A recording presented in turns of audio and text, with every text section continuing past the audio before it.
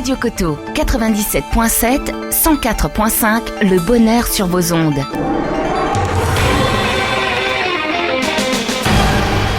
Et oui, vous pouvez nous entendre également sur le www.radiocoteau.com. Nous sommes en direct sur Radio Coteau et je suis heureux d'accueillir une présidente d'une école de musique d'Escornebeuf. C'est Madame Jacqueline Florzac. Bonjour.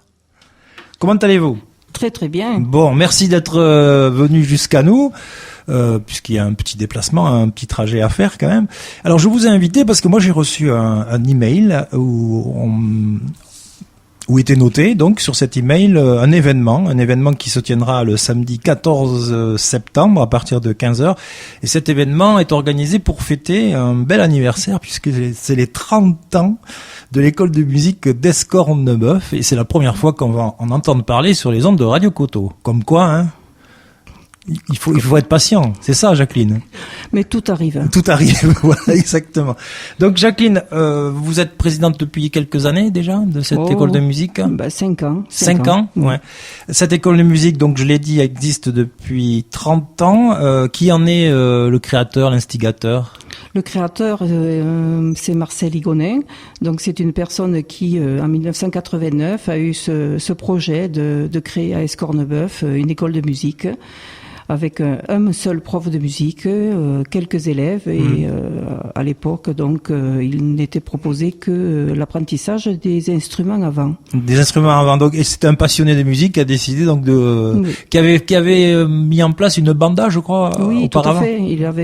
Il avait une banda et donc voilà, et la banda je pense s'était arrêtée à l'époque et en 1989 il a créé cette école de musique.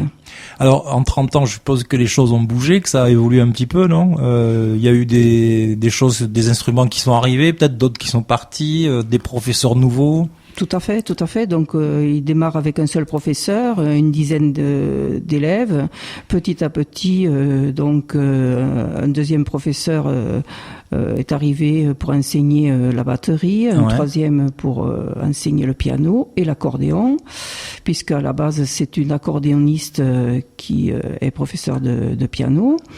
Et en 2006, il a pour projet de créer une chorale d'adultes.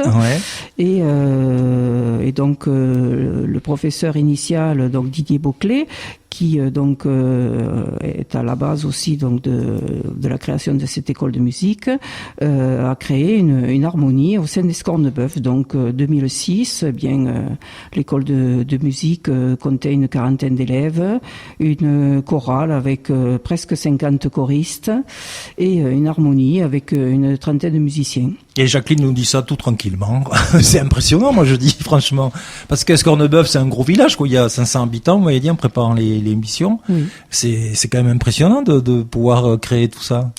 Écoutez, faut savoir quand même que le Gers le Gers regorge d'harmonie, d'écoles de musique. Il y a une sensibilité musicale particulière sur le département du Gers et vous pouvez faire le tour et vous verrez qu'il y a beaucoup d'écoles de musique et de petites harmonies qui sont dans le Gers. Voilà. École de musique, et puis peut-être un esprit festif aussi dans le Gers, c'est lié tout ça, non ? Un esprit festif, beaucoup de convivialité. Beaucoup de convivialité. Alors comment fonctionne cette association, cette école de musique ? Je suppose que tous les ans vous lancez des appels à la population. Si vous voulez apprendre tel instrument, il faut s'inscrire. Il y a un coût, c'est annuel, je suppose. Tout à fait. Donc d'ailleurs nos inscriptions vont avoir lieu le mercredi 11 septembre, donc d'ici une dizaine de jours.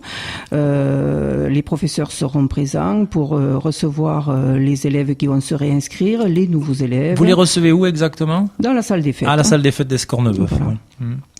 Donc le mercredi 11 septembre, mais sinon si les gens peuvent pas se déplacer, on peut vous joindre pour s'inscrire ou pas ? Nous, on préfère, bien sûr qu'ils peuvent nous joindre pour s'inscrire, mais on préfère vraiment qu'ils se déplacent, puisqu'ils ont le contact direct avec le professeur et ils peuvent discuter directement avec lui pour organiser le planning des cours pour l'enseignement des instruments. Alors, on va en profiter justement puisqu'il y a des nouvelles inscriptions qui vont être lancées, donc ce 11 septembre. Quel instrument vous proposez actuellement? Quel cours vous proposez? Nous proposons des cours de batterie, nous proposons des cours de guitare, des cours de piano, des cours d'accordéon, des cours de trompette, des cours de saxophone et des cours de clarinette. Ah oui, c'est quand même pas mal déjà, il me semble. Et tout ça, il y a encore l'harmonie qui existe et la chorale qui existe. Tout à fait. À côté de tout ça, ouais. Tout à fait. Aujourd'hui, nous dépassons les 80 élèves. Nous avons toujours une harmonie avec une trentaine de musiciens et la chorale avec 40 choristes. C'est quoi la différence entre une harmonie et une banda? Je me suis toujours posé la question. Alors, elle est grande, elle est pas très grande, la différence. En définitive, que ce soit harmonie ou banda, c'est le plaisir de jouer ensemble. Mais banda, c'est souvent sans partition. Il y a un peu plus de liberté, on va dire, pour les musiciens. En harmonie, on a chacun notre partition, on a un chef. C'est plus académique. Voilà, c'est un peu plus académique. Oui.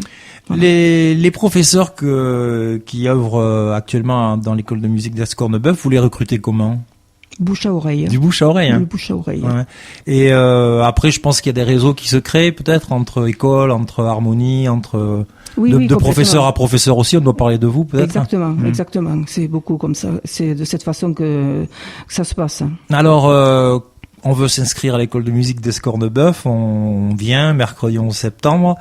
On choisit tel ou tel instrument et là on passe un deal, c'est-à-dire qu'on doit être présent toute l'année ou c'est mois par mois, comment ça fonctionne? Oui, on demande un engagement annuel aux élèves car les professeurs, premièrement, on peut être amené à refuser des élèves parce que le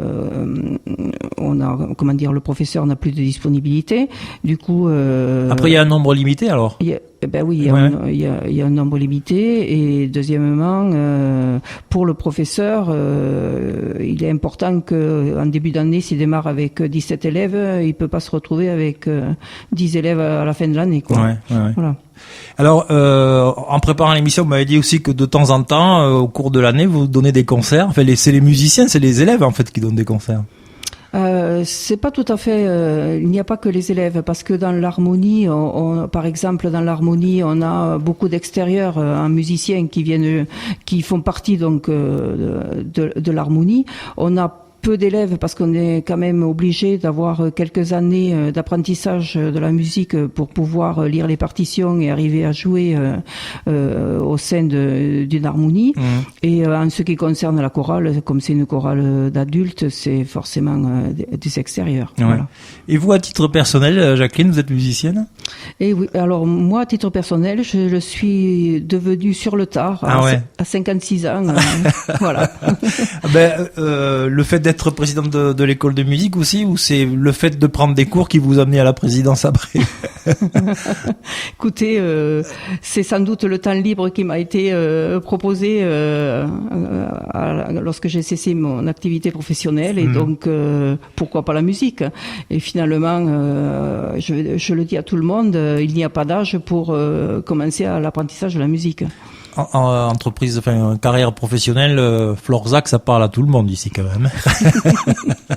Alors, revenons à la musique. On laisse la carrière professionnelle de côté. On est à la retraite. On en profite. C'est du travail aussi, donc, de diriger une école de musique, d'être présidente d'une école de musique quand même. C'est un petit peu de travail. Ouais, il y a quand même des responsabilités aussi. Il faut organiser tout ça. Oui, mais bon. C'est un plaisir. Quand on aime, on compte pas. Ouais, c'est une passion, on le sent. Alors, donc, on va quand même venir à ce qui vous a amené jusqu'au studio de Radio Coteau, c'est-à-dire cette magnifique manifestation que vous organisez, Festival Musique et Saveurs. Tout à l'heure, on parlait du côté convivial et festif, c'est le cas, quoi. Samedi 14 septembre, on fête les 30 ans de l'école de musique. Et alors, qu'est-ce qu'il y a au programme, Jacqueline? Eh bien, donc, le festival va démarrer à 15h. 15h à l'église par un ensemble de clarinettes qui va nous proposer un programme classique, suivi donc d'une petite demi-heure avec la chorale Escornemuse qui présentera un extrait de son programme. Mmh. Toujours à l'église, hein. Ça c'est à l'église, ça va nous amener à 16h. Dans le même temps, 15h démarrera le marché de producteurs locaux et de l'artisanat d'art que l'on organise autour de l'école, dans la cour de l'école et la cantine. Je vous arrête un petit peu, Jacqueline, on sait quels producteurs sont présents, les artisans qui seront présents? Complètement. Nous aurons un producteur de fromage, la ferme du Carreau à Aurimont. Nous allons avoir un boulanger traditionnel, monsieur... Un boulanger traditionnel, c'est bon, même si on n'a pas le nom. Voilà. Les petites faiblesses qui va nous proposer un café avec des gourmandises, un producteur d'ail d'Aubiette, un producteur de foie gras, la ferme d'Ampluot à Saint-Antonin, de l'Armagnac avec la famille Gracian, un producteur de vin, Nathalie Floris. Dans ce qui est des producteurs, je crois qu'on a fait un petit peu le tour. Bon, après, de toute façon, il faut être curieux, il faut y aller, hein, aller à la découverte, à la rencontre de ces producteurs. Et c'est ça le plus d'un marché, c'est qu'ils sont présents et ils expliquent peut-être leur façon de travailler, de créer leurs produits. Et les artisans d'art, ils sont aussi du coin? On les a voulu de proximité. Ouais. Nous allons avoir deux peintres qui vont exposer leur peinture. Nous allons avoir une dame qui va exposer ses broderies. Nous allons avoir aussi des jouets anciens. Monsieur Rigaud qui lui aussi organise un festival sur Aubiette de modélisme. Ouais. Nous allons avoir une dame qui fait des sacs. Nous allons avoir diverses, un peu d'artisanat, mais uniquement des gens du coin. Des vrais créateurs. Oui. C'est une organisation tout ça. Il fallait les contacter. C'est du travail quand même. Vous y êtes depuis longtemps à organiser cet anniversaire? Ça fait un an. Ah non, ouais, mais je n'en doute point. Hein. Ça fait un an. Ça représente beaucoup de travail. Bon, ça c'est le côté marché producteurs locaux et artisanat d'art. Toute l'après-midi, je pense que. Voilà, toute l'après-midi jusque début de soirée. Et donc. Est-ce qu'on peut s'inscrire encore ou c'est trop tard si on est producteur pas loin de Escornebœuf, qu'on a envie de venir? Pour ce qui est des producteurs et des artisanats, non, on a clôturé parce que la cour de l'école est quand même pas très grande et donc là au niveau emplacement aujourd'hui on est au complet. Vous restez à taille humaine, oui, c'est bien aussi pour le côté convivial. On revient au programme. Donc il était 16h je crois, on sort de l'église. Donc on sort de l'église, on remonte à la salle des fêtes en chantant. Ouais. Et donc là, à 16h30, un conte musical sera proposé aux enfants, proposé à tout le monde, mais principalement aux enfants. 17h30, un concert rock avec deux professeurs de l'école de musique et quelques élèves qui vont donner 3/4 d'heure d'un concert rock. Ils ont créé un groupe, quoi, en fait. Ils ont créé un groupe, tout à fait. C'est chouette. Ça. Tout à fait. Et voilà, on arrive à 18h30 et on n'est pas loin de l'apéritif. Ah, et c'est important. On a soif. On a soif, Jacqueline. Et donc, on a voulu un apéritif animé par une banda, les Méteilles, qui sont à Aubiette. D'accord. Bon, ça reste aussi local, hein, franchement. Oui, on est nous, on aime le local. Et puis, on va revenir sur le côté convivial. Il y a quand même le repas. Oui. Ah, ça c'est important aussi. Oui, un Gersois ne peut pas imaginer une soirée sans repas. Une soirée sans repas, c'est pas possible. Sans apéro et sans repas et sans musique. C'est ça. Voilà. Ben là il y a tout en fait. Alors le repas, le menu, on connaît? Oui, le menu, oui, c'est une salade composée, du porc aux abricots accompagné de riz et une part de croustade. Bah, magnifique, et tout ça pour la somme modique de 15 euros. 15 euros, Oui. dont 1 euro de coparticipation. Donc le repas, c'est 14 euros. Là, par contre, il faut s'inscrire. Là, Jacqueline. par contre, il faut s'inscrire, tout à fait. Les inscriptions ont déjà démarré, je suppose. Elles ont démarré, tout à fait. Ben déjà, rien que le nombre d'élèves qu'il y a dans l'école de musique, la chorale, l'harmonie, les familles, ça doit représenter du monde, tout ça. Oui, mais il y a encore des places. Il y a encore des places. Alors, on va peut-être donner des numéros de téléphone pour s'inscrire pour le repas, Jacqueline. Oui, alors, 2 numéros de téléphone, hein. Le 06 88 82 73 83 ou alors le 06 83 34 04 40. Très bien. Et puis, on va clôturer cette belle soirée avec un bal. Un bal. Un bal traditionnel. Tout à fait. C'est ça qui est bien, je crois, dans cette journée. Il y a tous les styles, en fait. Et on l'a voulu très varié Ouais. pour intéresser un plus large public. Et donc on terminera effectivement la soirée avec la roulotte qui est il se veut un big band traditionnel. Ouais. Ah ben ça doit être intéressant. Ouais. Voilà. Vous organisez une tombola aussi. On organise une tombola, tout à fait, avec un premier prix, un jambon. Ouh là là. Il faut pas le peser au moins. Non, pour on trouver le le pèsera poids. pas. Non. Eh bien, moi je trouve que c'est un très beau programme. En même temps, c'est un bel anniversaire, 30 ans. Qu'est-ce qu'on peut vous souhaiter? Qu'il y ait du monde, évidemment. Du monde, qui fasse beau. Il fera beau. Voilà. Oui. Et puis pour l'école de musique, bon, j'allais vous souhaiter du monde, mais il y en a déjà. Oui, mais voilà, c'est tous les ans, il faut se renouveler. Et alors les élèves, justement, j'ai pas posé la question, ils viennent du village, des alentours, ou c'est un peu plus large?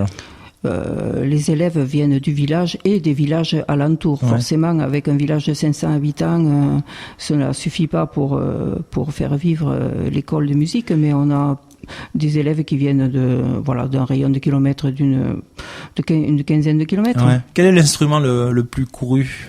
Ah, le plus couru, le piano et la guitare. Ouais. Voilà. Et alors c'est quand même un plus pour vous, les cours de saxophone, c'est pas fréquent. C'est Oh si, oui, voilà. on en trouve quand même. Il y a des périodes où c'est plus à la mode un instrument que l'autre. En ce moment, ce qui est en vogue, c'est surtout la guitare, la batterie Ouais. et le piano. Mais je veux dire, aujourd'hui, on a un pupitre de trompette qui est en train de grandir. Voilà. Ça dépend les années peut-être aussi. Ça dépend les années, ça dépend de plein de choses. Et les gens qui viennent à l'école de musique, c'est que des débutants ou il y a des gens qui ont déjà des capacités? Est-ce qu'il y a des stades à l'école? Enfin, il y a des cours pour débutants, des cours pour des gens un peu plus... En définitive, le professeur, lui, il est capable de s'adapter pour un débutant comme quelqu'un qui est plus affirmé. Il y a des gens qui ont fait de la musique quand ils étaient jeunes et qui reviennent tardivement pour en refaire. Vous avez des gens qui n'en ont jamais fait et qui décident d'en faire à 56 ans. Ouais. Du saxophone, Par exemple, notamment. le saxophone. Et pourquoi le saxophone, Jacqueline, au fait? C'est la sonorité? Alors, je dis toujours, ce n'est pas moi qui ai choisi l'instrument, c'est l'instrument qui m'a choisi. Ah. Parce que nous avions dans notre famille mon beau-père qui était un musicien, un grand musicien, et il y avait un saxophone ténor dans la famille. Hein. D'accord. Donc j'ai dit pourquoi pas le saxophone. Ah, ok. Voilà. Et vous le regrettez pas? Du tout. Ah. Ça a été une révélation. C'est dommage, vous auriez dû l'emmener, vous nous auriez fait un petit air. Oui, c'est vrai, on aurait pu faire ça, c'est Ouais. vrai, on y a pas pensé, on reviendra. Ah ben, avec plaisir. Alors ça, oui, vous pouvez revenir quand vous voulez. Hein. Alors, je crois qu'on a fait à peu près le tour de cette journée du 14 septembre. Est-ce qu'on retrouve les infos sur Internet ou pas? Oui, nous avons un blog. Ouais. Facebook, bien sûr. On fait apparaître quelques articles sur la dépêche, mais c'est surtout Facebook et le blog. Et donc, on rappelle aussi la date du 11 septembre, c'est important. C'est à partir de quelle heure pour l'inscription? 18h. 18h, d'accord. Donc, les professeurs seront présents. Voilà. L'âge, vous me l'avez dit. À partir de 6 ans. Ouais, et Oui. c'est jusqu'à pas d'âge. Il n'y a pas d'âge. Il n'y a pas d'âge. Alors Jacqueline, un grand merci en tout cas d'être venue à Radio Coteau. C'est un plaisir de parler de l'école de musique d'Escorneuil-Boeuf et de votre magnifique manifestation, Festival Musique et Saveurs. Merci à vous. Pour terminer, on rappelle les 2 numéros de téléphone pour s'inscrire pour le repas. 06 88 82 73 83, 06 83 34 04 40. Et un grand merci à monsieur le chauffeur qui vous a amené jusqu'ici, sinon vous ne seriez pas arrivé. Ah oui, c'est sûr. C'est sûr. Merci à vous. À bientôt. À bientôt. Au revoir. Au revoir. Radio Coteau 97.7, 104.5, le bonheur sur vos ondes.